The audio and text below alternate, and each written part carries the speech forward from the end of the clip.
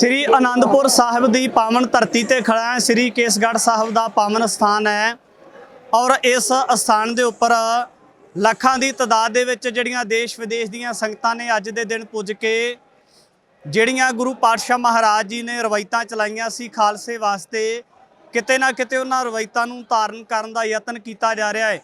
ਤਾਂ ਸਭ ਤੋਂ ਪਹਿਲਾਂ ਮੇਰੇ ਪਿੱਛੇ ਤੁਸੀਂ ਇੱਕ ਤਸਵੀਰ ਦੇਖ ਰਹੇ ਹੋ ਭਾਈ ਕਨਈਆ ਜੀ ਦੀ, ਜਿਹੜੇ ਕਿ ਦੁਸ਼ਮਣ ਨੂੰ मैदाने रण ਵਿੱਚ जल छका रहे ने, अपनिਆਂ ਨੂੰ भी जल छकाਉਂਦੇ ने और पराइਆਂ ਨੂੰ भी जल छकाਉਂਦੇ ने। ਜਿਹੜੇ ਵਿਰੋਧੀ बन के दुश्मन बन के आਉਂਦੇ ने ਉਹਨਾਂ ਨੂੰ भी जल छकाया जाता है।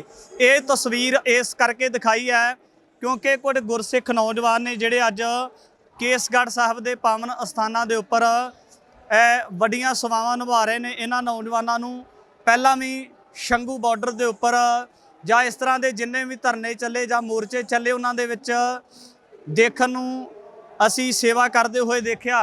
ਤਾਂ ਇਹ ਤੁਸੀਂ ਤਸਵੀਰਾਂ ਦੇ ਵਿੱਚ देख सकते हो कि टुटे जोड़े गंढन ਅਤੇ पालिश करके ये तमाम जिहड़ी सेवा इन्होंने लिखा होया, बैनर लगाए हुए है, थले दीप सिद्धू की फोटो लगाई हुई है।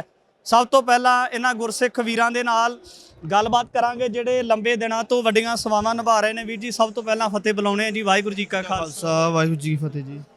ਇਹ ਕਿਹੜੀ ਜਗ੍ਹਾ ਦੇ ਨਾਲ ਸੰਬੰਧਿਤ ਹੋ ਜੀ? जी गुरदासपुर तो जी। ਗੁਰਦਾਸਪੁਰ ਤੋਂ ਸੰਬੰਧਿਤ ਹੋ। ਤੇ ਜੇ ਆਪਾਂ ਤੁਹਾਡੀ ਸੇਵਾ ਨੂੰ ਦੇਖਣਾ ਹੋਵੇ ਪਿਛਲੇ ਲੰਮੇ ਸਮੇਂ ਦੇ ਦਰਮਿਆਨ ਵੀ ਦੇਖਿਆ ਸ਼ੰਘੂ ਬਾਰਡਰ ਦੇ ਉੱਪਰ ਤਕਰੀਬਨ 1 ਸਾਲ ਤੋਂ ਉੱਪਰ ਦਾ ਲਬੇਰੇ ਜਿਹੜਾ ਸਮਾਂ ਸੀ ਤੁਸੀਂ ਉੱਥੇ ਵੀ ਬਤੀਤ ਕੀਤਾ। ਤਾਂ ਇਹ ਜਿਹੜੀ ਸੇਵਾ ਕਰਨ ਦੀ ਮਨ ਦੇ ਵਿੱਚ ਉਤਸੁਕਤਾ ਪੈਦਾ ਹੋਈ, ਕਿਵੇਂ ਹੋਈ ਹੈ? गुरु महाराज जी वालों जी। ਗੁਰੂ ਮਹਾਰਾਜ ਨੇ ਕਿਰਪਾ ਕੀਤੀ। हाँ जी हाँ जी। ਤਾਂ ਕੀ ਲੱਗਦਾ ਕਿ ਜਿਹੜਾ ਜਦੋਂ ਅਸੀਂ ਸੇਵਾ ਕਰ ਲੈਂਦੇ ਹਾਂ ਤਾਂ ਸੇਵਾ ਦੇ ਨਾਲ ਨਾਲ ਕੁਝ ਇਸ ਤਰ੍ਹਾਂ ਦਾ ਕੰਮ ਹੁੰਦਾ ਕਿ ਪਰਿਵਾਰ ਨੂੰ ਚਲਾਉਣ ਵਾਸਤੇ ਅਸੀਂ ਆਪਣੀ ਕਿਰਤ ਵਿਰਤ ਕਰਦੇ ਹਾਂ ਜਿਹਦੇ ਨਾਲ ਪਰਿਵਾਰ ਦਾ ਗੁਜ਼ਰਾਨ ਹੁੰਦਾ ਹੈ। ਫਿਰ ਪਰਿਵਾਰ ਦਾ ਗੁਜ਼ਰਾਨ ਕਿਵੇਂ ਹੁੰਦਾ? कर किरत करी दी है जी। ਇਸ ਤੋਂ ਇਲਾਵਾ ਵੀ ਕਿਰਤ ਕਰਦੇ? हाँ जी हाँ जी हाँ जी। घर विच किरत करी दी है। इदां जदों कोई धार्मिक समागम होंदे आ उत्थे फिर सेवा करी दी है जी। ਪਰਿਵਾਰ ਦੇ ਵਿੱਚ ਕੌਣ ਕੌਣ ਨੇ ਹੋਰ ਤੁਹਾਡੇ? सारी फैमिली है जी, माता पिता जी, सिस्टर, हाँ दादा दादी जी।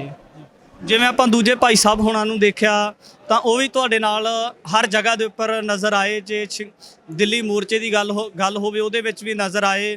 ਪਿਛਲੇ ਦਿਨੀ ਜਿਹੜਾ ਸੀ ਸ੍ਰੀ ਫਤਿਹਗੜ੍ਹ ਸਾਹਿਬ ਦੇ ਵਿੱਚ ਦੀਪ ਸਿੱਧੂ ਦੀ ਅੰਤਮ ਅਰਦਾਸ ਸੀ, ਤੁਸੀਂ ਉੱਥੇ ਵੀ ਨਜ਼ਰ ਆਏ ਹੋ ਦੋਵੇਂ ਵੀਰ। ਤਾਂ ਆਪਸ ਦੇ ਵਿੱਚ ਦੋਨੋਂ ਭਰਾ ਜਾਂ ਦੋਸਤੋਂ? हाँ जी भरा ही समझो, पर मेरा पिंड होर आ। वीर जी होना दा सेवा विच वीर वीर बने आ सेवा कर। हाँ जी। ਤੇ ਦੋਨਾਂ ਦਾ ਫਿਰ ਆਪਸ ਵਿੱਚ ਮਿਲਾਪ ਕਿਵੇਂ ਹੁੰਦਾ ਹੈ ਕਿ ਇਹ ਕਾਰਜ ਨੂੰ ਸ਼ੁਰੂ ਕੀਤਾ ਜਾਣਾ? ਕੁਝ ਨਾ ਕੁਝ ਜਿਹੜੇ ਕਹਿ ਸਕਦੇ ਹਾਂ ਕਿ ਪ੍ਰੇਰਨਾ ਸਰੋਤ ਹੁੰਦੇ ਆ, ਰੋਲ ਮਾਡਲ ਹੁੰਦੇ ਸਾਡੇ, ਜਿਨ੍ਹਾਂ ਵੱਲ ਦੇਖ ਕੇ ਅਸੀਂ ਉਸ ਖੇਤਰ ਦੇ ਵਿੱਚ ਆਉਣਾ ਪਸੰਦ ਕਰਦੇ ਹਾਂ। हाँ जी जी आ वीर होनी जी 5 साल तो सेवा करते हैं। मैं 2 साल तो जुड़िया इन्हां दे नाल ਤੇ ਜਿੱਥੇ ਜਾਂਦੇ ਨੇ ਇਹਨਾਂ ਦੇ ਨਾਲ ਚੱਲ ਜਾਈਦਾ ਜੀ। ਪਹਿਲੀ ਵਾਰ ਕਿੱਥੇ ਮਿਲਾਪ ਹੋਇਆ ਸੀ ਵੀਰ ਜੀ ਹੁਣਾਂ ਨਾਲ? ਇਦਾਂ ਪਿੰਡ 'ਚ ਨਿਸਕਾਮ ਕੀਰਤਨ ਜਥਾ ਗੁਰਦਾਸਪੁਰ ਵਾਲੇ ਬਾਬਾ ਜੀ ਡਾਕਟਰ ਸਿਵ ਸਿੰਘ ਜੀ ਹੋਣੀ, ਉਹਨਾਂ ਦੀ ਸੇਵਾ ਵਿੱਚ ਸਾਡਾ ਮਿਲਾਪ ਹੋਇਆ ਸੀ। ਤਾਂ ਇਹਦੇ ਨਾਲ ਨਾਲ ਜੇ ਕਦੇ ਗੱਲ ਕੀਤੀ ਜਾਵੇ ਤਾਂ ਕਈ ਵਾਰ ਜਿਹੜੇ ਲੋਕ ਹੁੰਦੇ ਆ ਜਾਂ ਰਿਸ਼ਤੇਦਾਰੀਆਂ ਸੱਜਣ ਮਿੱਤਰ ਹੁੰਦੇ ਆ, ਰਿਸ਼ਤੇਦਾਰ ਹੁੰਦੇ ਆ, ਤਾਂ ਉਹਨਾਂ ਦੇ ਵਿੱਚ ਆਮ ਕਰਕੇ ਸਵਾਲ ਉਠਾ ਲਾਏ ਜਾਂਦੇ ਆ ਕਿ ਇਹ ਤਾਂ ਮੁਫਤ ਦੇ ਵਿੱਚ ਸੇਵਾ ਦਾ ਨਾਲ ਇਕੱਲਾ ਕੁਝ ਨਹੀਂ ਹੁੰਦਾ, ਕਿਤੇ ਨਾ ਕਿਤੇ ਇਸ ਤਰ੍ਹਾਂ ਦੀ ਕੋਈ ਸੰਕਟ ਵੀ ਪੈਦਾ ਹੋਇਆ? ਨਹੀਂ ਨਹੀਂ ਜੀ, ਗੁਰੂ ਮਹਾਰਾਜ ਜੀ ਆਪ ਹੀ ਘਰ ਸਫਲ ਕਰ ਦਿੰਦੇ ਆ ਜੀ। ਉਹ ਆਪ ਹੀ ਸੇਵਾ ਲੈਂਦੇ ਨੇ, ਆਪ ਹੀ ਕਰਾ ਲੈਂਦੇ ਆ।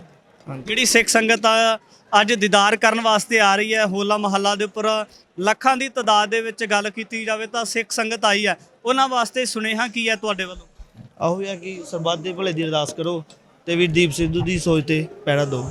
ਜਦੋਂ ਸਿੱਖ ਇਤਿਹਾਸ ਦੀ ਗੱਲ ਕੀਤੀ ਜਾਂਦੀ ਹੈ ਤਾਂ ਇਸ ਤਰ੍ਹਾਂ ਦੇ तमाम ਸਿੱਖ ਆਉਂਦੇ ਨੇ ਜਿਨ੍ਹਾਂ ਨੇ ਕੇਵਲ ਉਸ ਸਮੇਂ ਸੇਵਾ ਕੀਤੀ ਜਿਸ ਸਮੇਂ ਉਹਨਾਂ ਨੂੰ ਕੋਈ ਦੇਖਦਾ ਨਹੀਂ ਸੀ।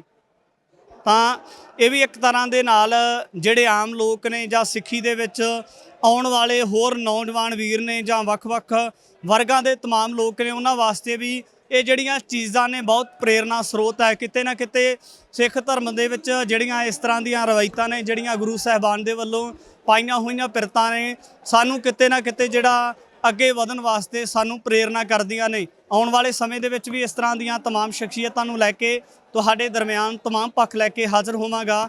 ਧੰਨਵਾਦ। ਵਾਹਿਗੁਰੂ ਜੀ ਕਾ ਖਾਲਸਾ, ਵਾਹਿਗੁਰੂ ਜੀ ਕੀ ਫਤਿਹ।